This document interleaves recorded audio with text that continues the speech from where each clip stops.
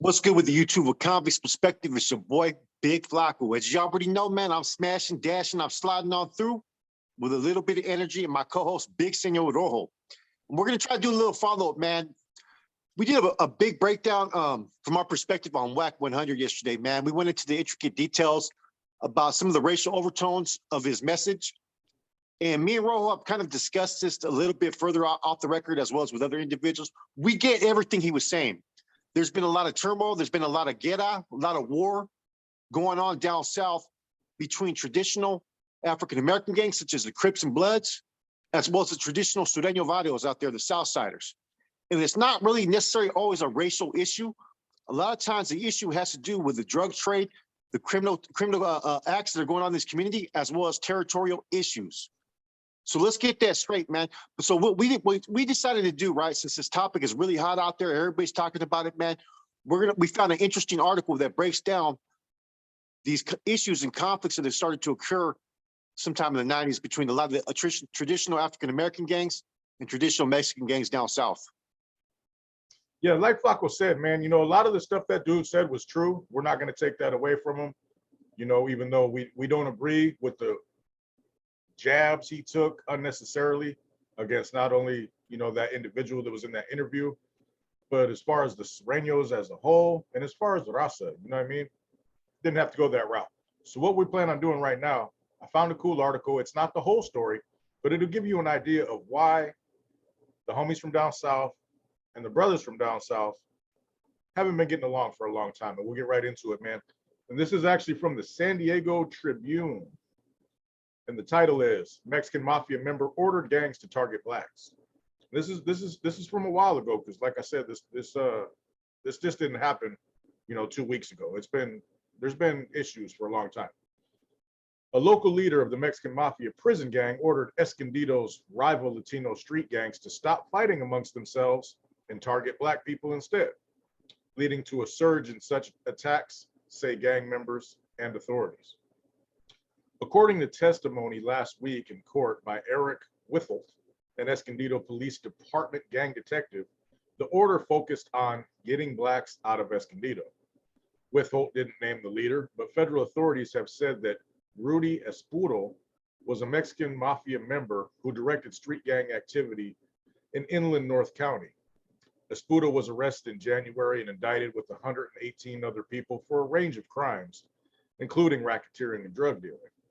Attacks by Latino gang members on Black people, who police say have generally had nothing to do with gang activity, increased sharply after the Mexican Mafia's orders were handed down almost 2 years ago. Gang members and experts reached by the North County Times say the order probably stemmed from turf feuds and long-running rivalries in prison between Black and Latino gangs, and are not an indication that a local race war was heating up. Police say one of the most brazen examples of Latino on Black violence occurred on February 6th in Escondido. A Black man with his girlfriend and her child was waiting for pizza in a car on Rose Street and East Valley Parkway when 7 Latinos armed with knives surrounded them. Someone stabbed him nearly to death. A suspect in the stabbing, Ulysses Ocampo, 22 of Escondido, eluded police for over a week. Police said the gang member was arrested after hurling racial slurs and attacking a second Black man who was moving into an Escondido apartment complex. Before the attack, Ocampo said, "We don't want no N-words in our hood," the victim testified. Serious attacks by Latino gang members against Black people have not been limited to Escondido. Such attacks in the past 2 years include a fatal stabbing in Carlsbad and a rash of assaults in Oceanside. In the Carlsbad incident last year, police say Juan Rocha, 21, fatally stabbed Devin Allen, 27, who was a Black man with no known ties to gangs outside of a popular bar. Last week, Rocha was in jail awaiting trial on a murder charge. Carlsbad Police Detective Brian Hargett testified at a preliminary hearing last year that Rocha belonged to a Carlsbad gang that had committed several racially motivated attacks, including a 2007 stabbing that led to an attempted murder conviction. In Oceanside, Black gangs have a strong presence. Federal authorities last year say they broke up a major prostitution ring ran by 3 of Oceanside's mostly Black gangs. Some territories claimed by Latino and Black gangs overlap, which leads to rivalries. Last year, 5 Latino gang members and associates were charged with hate crimes against Black men in the Crown Heights neighborhood.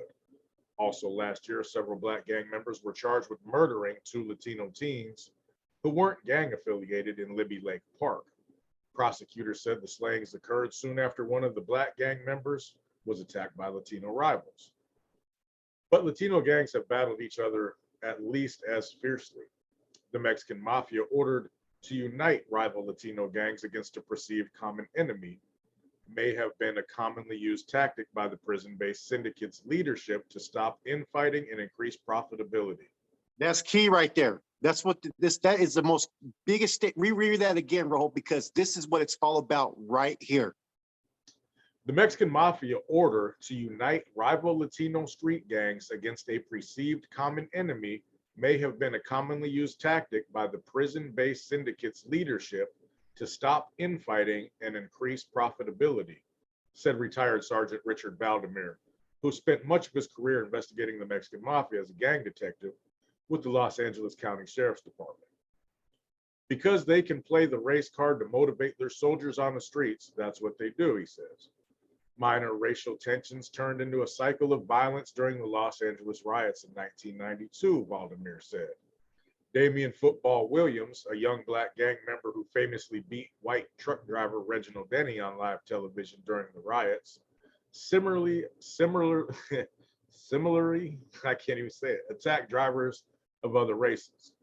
When footage aired of him attacking a Latino man, Latinos began attacking Blacks in prison and jail. The Mexican Mafia put out an order to kill Williams and later to go to war with Black gangs, he says. Williams was not killed and is currently serving a state prison sentence for an unrelated crime. Mostly Latino gangs that included Black members were ordered to purge them from their ranks.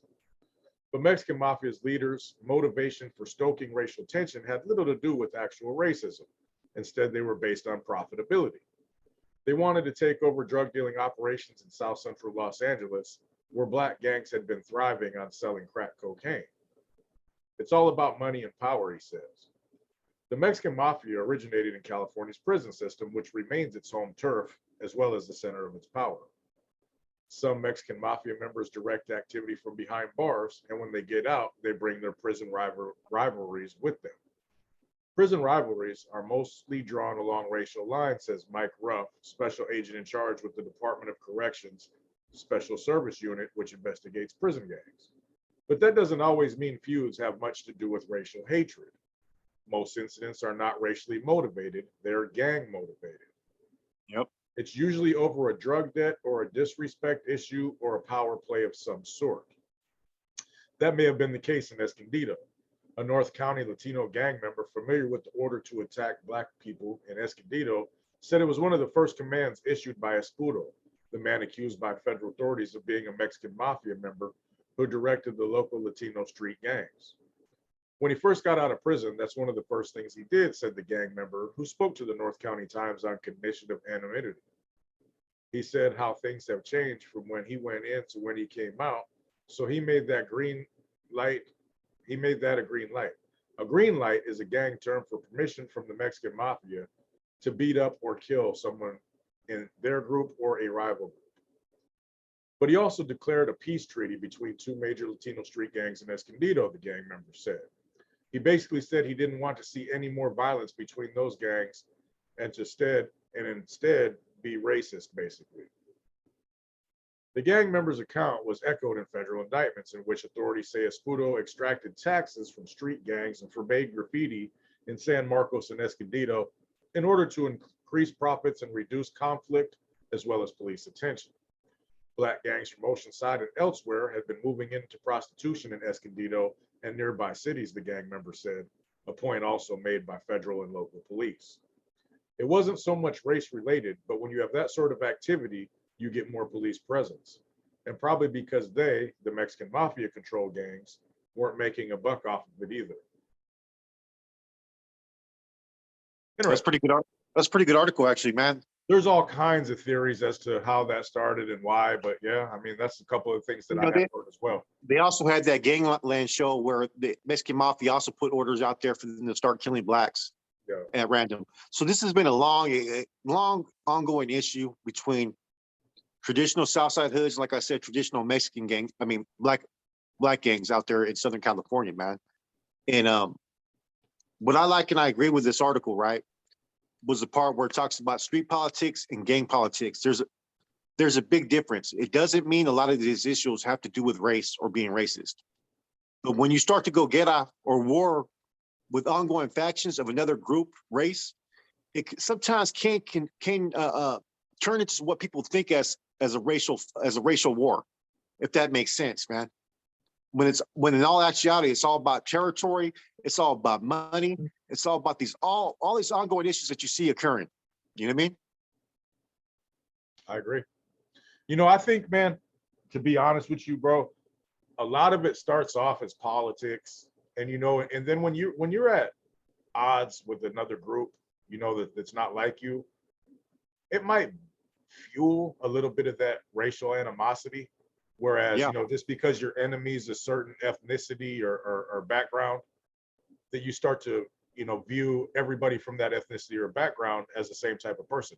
And I'm not pointing out any specific group on this because every group is capable of feeling that same way.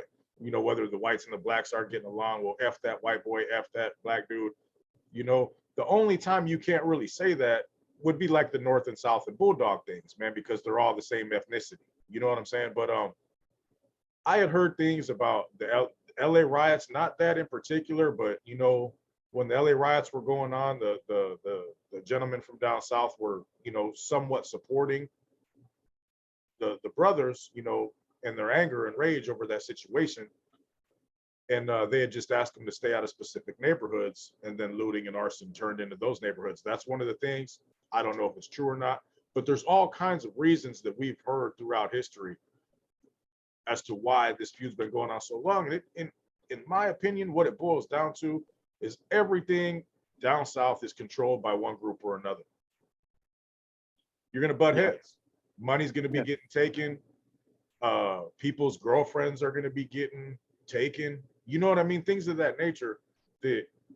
Is it really about race, man? Everybody tries to make these big things about race, and that's not necessarily the key just because two people are different. See, we got a lot of positive feedback for our video yesterday from even a lot of our black viewers. You know what I mean? But we also got a little bit of a few people backlash. They didn't interpret what we were saying. Like they're saying, well, he's not disrespecting Rasa. He's only going after Southsiders, which is true in the beginning. He was only going after Southsiders. That becomes their street political issue. It doesn't involve us. I get it. A lot of it I agree with because it's been going on for years. But the whole issue, what we were trying to stem from was when you start to add racial overtone statements, derogatory remarks is where it becomes a racial thing. You're no longer just attacking Southsiders. You're attacking all Rasa as a whole. As soon as you said, hey, go start a Chili con Papas channel, woo, woo, woo, and all this other stuff, man, you've already overstepped boundaries. You get what I'm saying? If he would have said everything he said, man, I mean, he was trying to antagonize the listener. He was trying to belittle the listener, but the listener tapped into their channel. That's on the listener for going over there trying to advocate his beliefs and what he was trying to get. Right. So of course you're going to get a response the way WAC 100 was responding because that's how he feels. He doesn't want to mess with Southsiders. I respect that. I get it. You know what I mean? It's been cracking on out there for years. I have no qualms or no issue with him bringing that up. None at all. But when he starts to attack and use racial overtones, that's the whole issue, man. Everything he said is true. Let's keep it 100. Yeah. You know what I mean? There has been progress, and let's talk about that. You're starting to see certain rappers from down south, Mexican and black collabing together. You're starting to see a little bit better relationships, a little bit more working relationships within criminal activities that's going on down there. Yeah. Okay? It doesn't mean that there's still not a lot of get out going on out there because I was out there not that long ago and I was hearing the stories that a lot of it, if you're not in the mix gang wise, but you're affected by it. Like I was out there in Long Beach around people who don't gang bang, but they have that swag. They're young and they look at it as racial. Anything that has to do with Mexican or black, whether you're a gang member or not, people are getting the bad end of the stick at night. If there's fun going on out there, they're just, you know what I mean? In certain areas like Long Beach, Compton, and all these different South Central, it becomes a lot more of an issue. You get what I'm saying? Yeah. To where it's looked at as racial, but it has a whole bigger meaning because it's all about territory. It's all about criminal enterprise. It's all about control of their domain. And let's look at the history of Southern California gangs. Crips have been warring with Crips for years.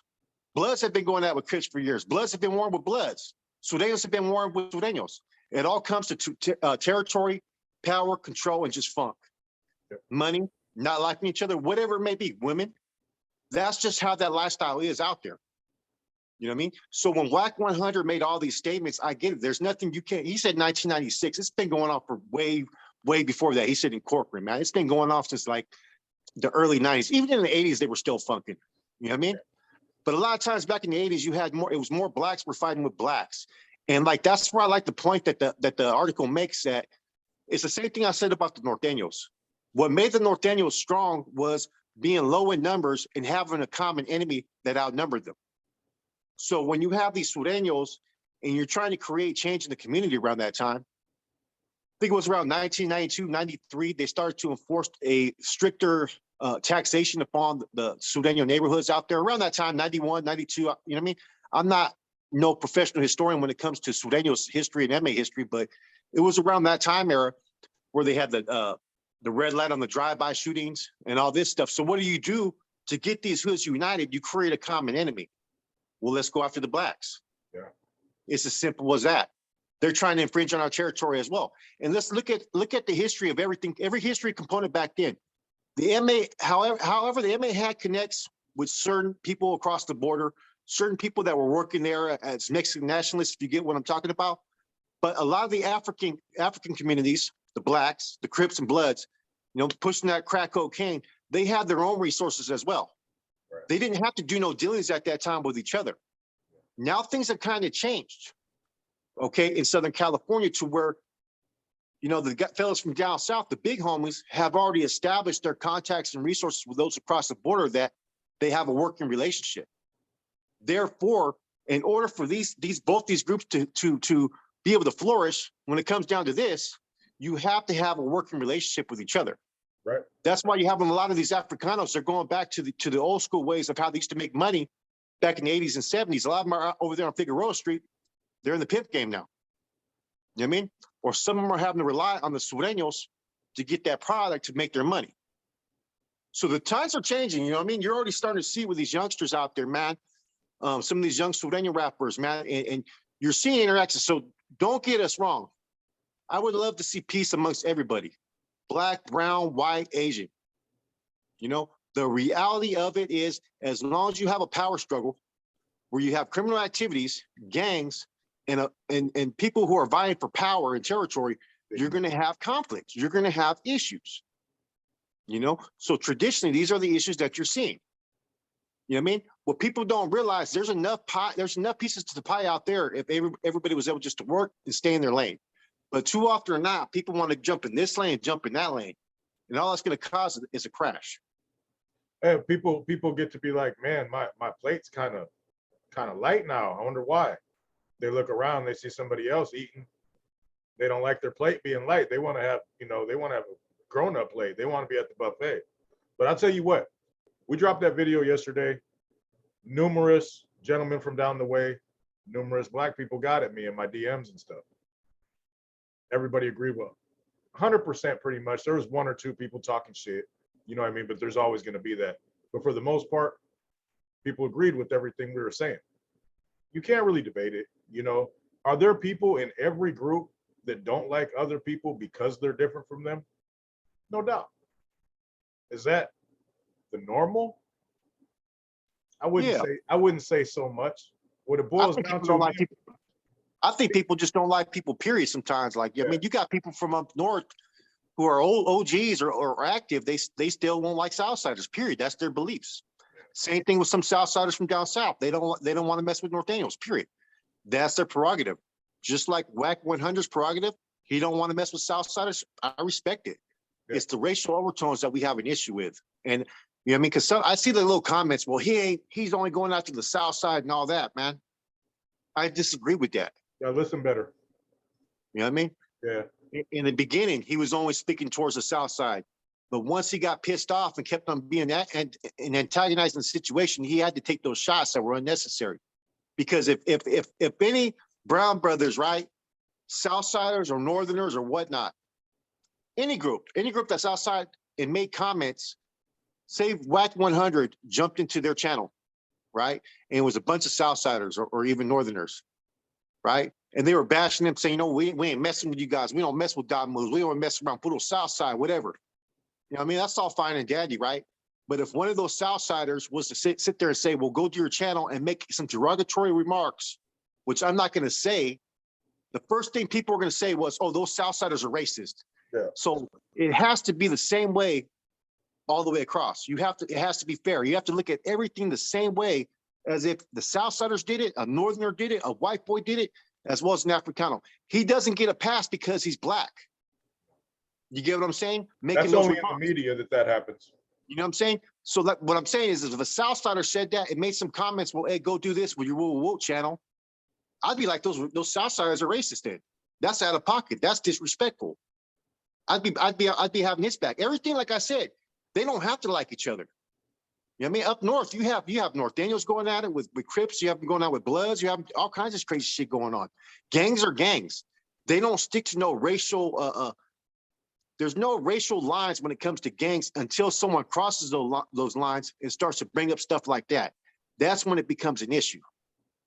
You know what I mean? Yeah. And for a lot of the rest of down south, man, a lot of them, they're brown and proud. As soon as you start to attack anything that's to do with their culture, as well as up north, you attack anything to do with their heritage or culture, you're going to expect to have this blowback, period.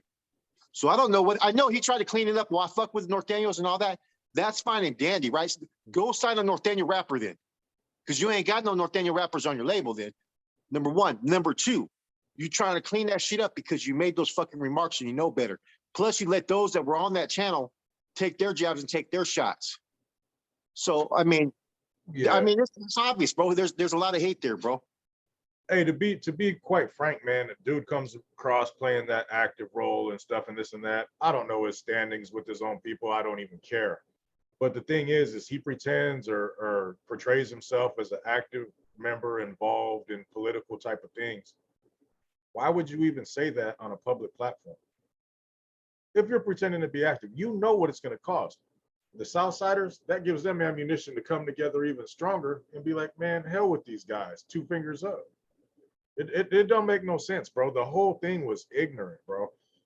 I will give that youngster from, I don't even know if he's a youngster, man. I'll give the homie from down south props. He conducted himself professionally throughout. And then let's be clear, right? Whack 100 doesn't speak for the people. Yeah, he's just one individual. He may have a big platform, right? Yeah. And there may be some that have his similar beliefs. You know what I mean? But he doesn't. At the end of the day, he's one man. You know, and the Southsiders know that. They've told me the same thing. He don't represent you know what? them guys, bro. They're gonna funk regardless out there. Either they're gonna funk or they're gonna get along. There's no way around it. You know what I mean? If you that was a horrible way to go about expressing yourself, bro. I couldn't believe it. If you keep on rehashing old shit like this, right? Keep on rehashing what happened 25 years ago. Nothing's ever going to change. That's my point. Yeah. Why don't Whack 100 be the one that bridges that gap? Says, you know what, man, maybe we can come together as a black and brown community down south. Maybe we can stop all this police brutality. Yeah. Maybe we can help promote each other. Yeah. That's what he should be doing, having a positive message. But for some reason, he you know, I mean, he got a hair in his ass. I don't know what it may be, and just wanted to be controversial with his statements. I mean, I don't get it. You know. Hey, like we say with the trolls, and I'm not saying that dude's a troll or not like that, but like when we address the trolls, it's real easy to say what you want on the computer. You know what I mean? You got to remember, man, people don't forget things, man. You know, you're liable to forget what you said before somebody you offended is. And what I've learned through life is 9 times out of 10, the things you say out of anger are the things that are most true because you don't put no filter on. So, I mean, you got to deal with what comes in the future. Everybody knows that individual is just one individual. They ain't tripping like that. Nobody's tripping like that. They ain't willing to risk anything for some dumb shit like that. But with these platforms, man, you got to be a little bit more professional and keep your opinions to yourself when they're offensive to others, because sometimes the people you offend, they ain't fucking around, bro. Yeah. Them dudes ain't fucking around. They ain't playing. It ain't like you're talking to some little 13-year-old kids from damn Wyoming. They're about that action, bro. And you know, people get held accountable for their words, man. So, like I've said, man, I'm kind of slow in my speech, but it's because my brain's going twice as fast as my mouth, like it's supposed to be. Good point. That's a good point. Anyway, you got 2 ears, 1 mouth. There's all kinds of ways to describe that. But, you know, we wanted to touch off this, man, to give you a little bit of the back history, man, going all the way back before the riots and stuff. There's people butting corners, man, that share the same neighborhoods, man. You got 50% black in one neighborhood, 50% Mexican in one neighborhood. Problems are going to happen. Problems are going to happen if there's 50% of one gang and 50% of the other from the same ethnicity. It don't matter. People are going to butt heads when they're getting money, bro. And that's just all it is to it. But there's the lesson of today is don't antagonize shit that don't need to be antagonized unless you're really about that action. Like you think. I was about to say that, bro. Unless you really don't care, then handle your business, hey, bro. you know, you gangster like that, man. There's all kinds of places you could go. There's all kinds of parks and lowrider shows, and you could go express yourself. Other than that, the internet's a nice place to hide, and that's that. I'm Rojo. That's Big Flacco. We hope you had a great day. We hope you're enjoying your holidays. Everybody's safe, blessed. Hopefully Santa Claus brings you what you wanted. And have a good day. And try to keep it positive, man. There ain't no reason to Yeah, man. me, all that stuff. There's no reason for it. Have a good one, YouTube. We're out of here.